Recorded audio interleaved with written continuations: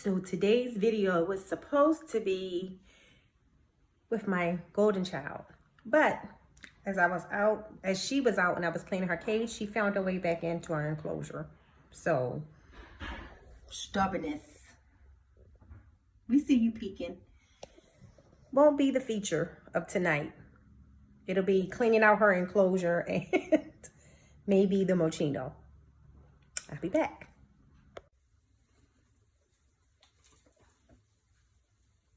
Now she decides in the middle of me getting all the she wants to move around again. I can't for her. But at least she's going on the other side that I already cleaned. And I just have to finish getting. Alright, so what I use to get most of the substrate out quicker is this Black & Decker Dust Buster. It's cordless. I just charge it up. I actually can use that for all my enclosures. It just gets it up really quicker. Then I sit here and try to just scoop it all up with the scooper. So I normally scoop the big pieces of Retic chip out with the scooper and then go in and get everything else up with the Black & Decker. So it's just a couple more pieces in here.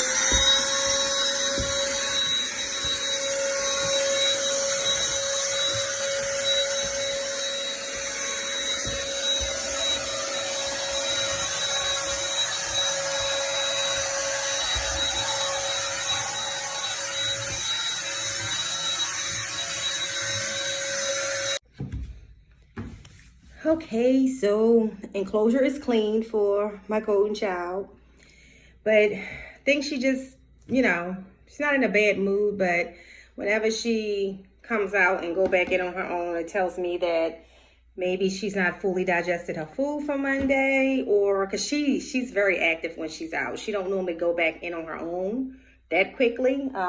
Like I said before, all of them are trained to go back on their own, but she doesn't normally go back that fast. She normally hangs out for a while. So since Hefe wanted to come out, I actually took out my Motley Mochino, who is tightly on the chair right now. All right, here we go. Say hey, Hefe. Hefe is my Motley Mochino, and Hefe was my second reticulated python. Real mild-tempered. He's always pretty much in the same disposition. Hope he stays this way when he gets to breeding age. Both of my males are pretty calm. My Pod is pretty calm all the time as well. My golden child, not that she's not calm, she can actually display attitude, not with being defensive as far as biting or anything like that, but she'll let you know, I don't want to be bothered. And I tend to listen to her. We have a good understanding. I listen to all my snakes very well. But the boys, even a couple days after they eat, or you can take them out and shed. This one has shed in my hand before, and so has the Pod. The golden child, that's the one time she doesn't want to be bothered, is when she's in shed, and you'll know that she doesn't want to be bothered.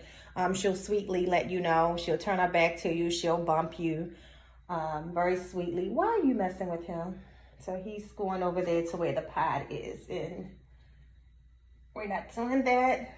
Let him have his own space. You know how I believe in having your own space, right? You have your own space and he has his own space. So yeah, of course, they're not going to stay still. Like I said, they love to explore. And I love that they love to explore compared to the other snakes. It's pretty cool. So let me see. I'll turn it on him. Got in the back. Hefe. Hefe.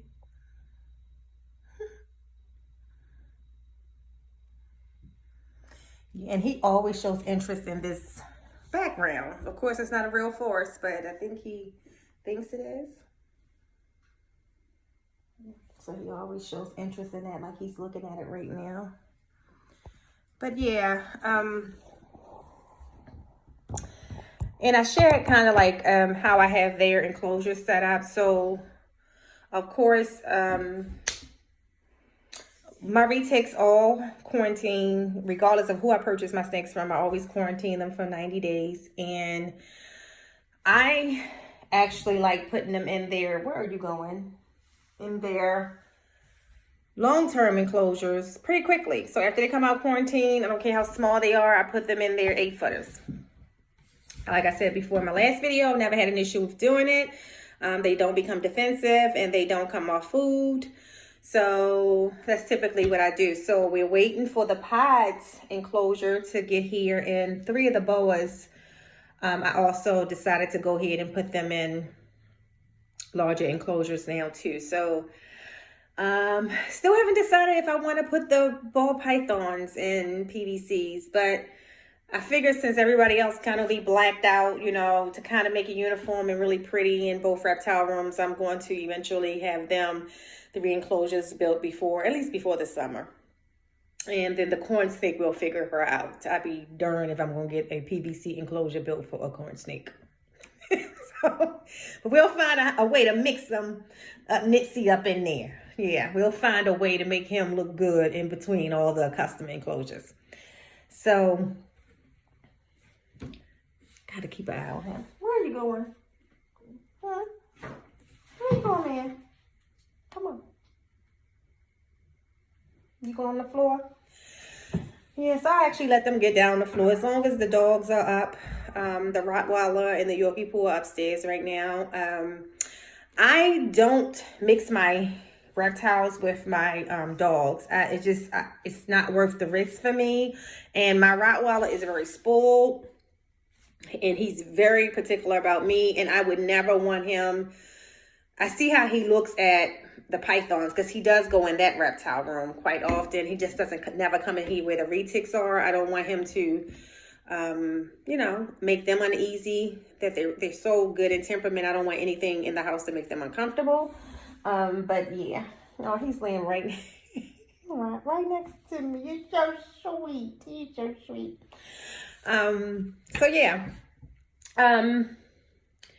I tend to just keep them separate. I admire people who can have their reptiles and their dogs in the same room, laying in the yard together, but I don't think that's going to gel well with either the retics or my dogs, or even the boas for that matter. The pythons probably would be chill, but I think my Rottweiler would eat them. I really do. Not that he's bad in temperament. He's a really good dog, but he's a Rottweiler and he's very protective of me. I had taken in a dog before and actually was attacked in his house by the dog that I took in, a rescue dog. And ever since that happened, December 5th of 2017, he is always been protective naturally. You know, that's what Rottweilers do, but he's very protective of me since that happened. Actually, you probably can see this arm was paralyzed for months. The dog literally, all of this was gone. So all of this is reconstructed, grafted skin and tissues. And I was told that I probably would take years or never be able to use his arm again. But by that March, I was using it, wasn't full use, but then about, I'll say 2 years later, I had full use of this arm. And I can lift weights and everything again. I think sometimes I do have what they call atrophy. And then sometimes I do experience bouts of muscle delay in this hand and this arm, but I don't know if y'all can really see. You can definitely see here. It was all gone. Someone actually said when my husband sent me the pictures, they thought someone had shot me in the arm because this was just gone away. You could see from the top straight down to the bottom.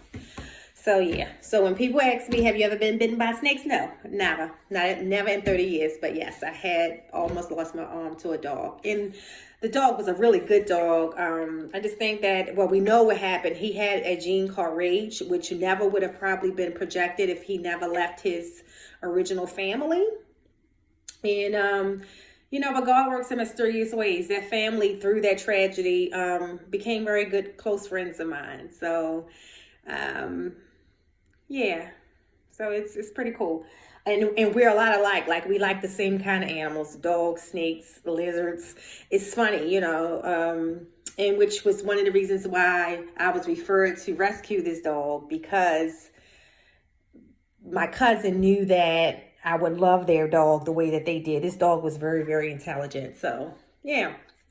But, I wasn't going to do too much tonight. Just wanted to kind of share some of what I was doing with the enclosure cleaning for T'Challa, since she actually shed it 2 days ago, and it was just due for her to have a full enclosure clean. So I did that, and I'm going to sit here and chill with my baby.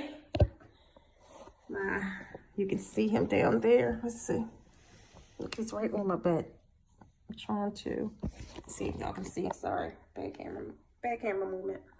But he's right behind me, nice and tucked. Guess he's using my booty as a hide. But yeah, so I'm just gonna sit here and chill with him for a little while and bond with him. So that's the thing. I think,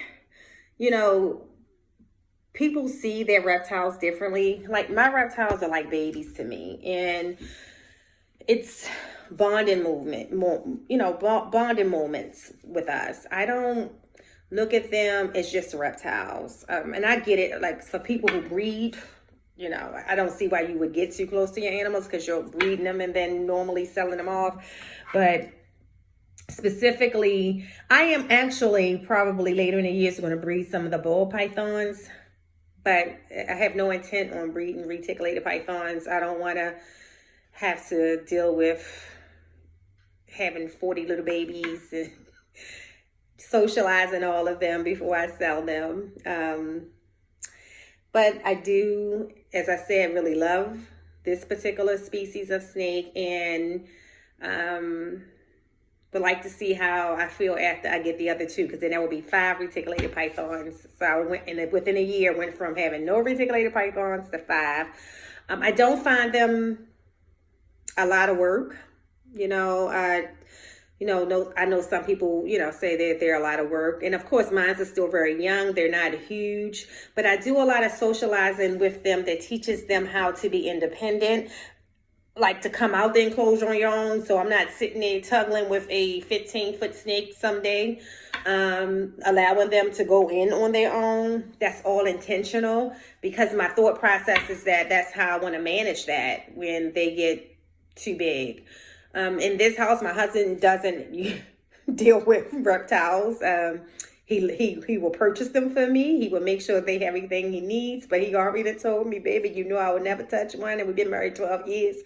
And I've never seen him even attempt. So, but my son, I have one of my kids home. He's my 23-year-old, and he's mentally delayed, but very functional.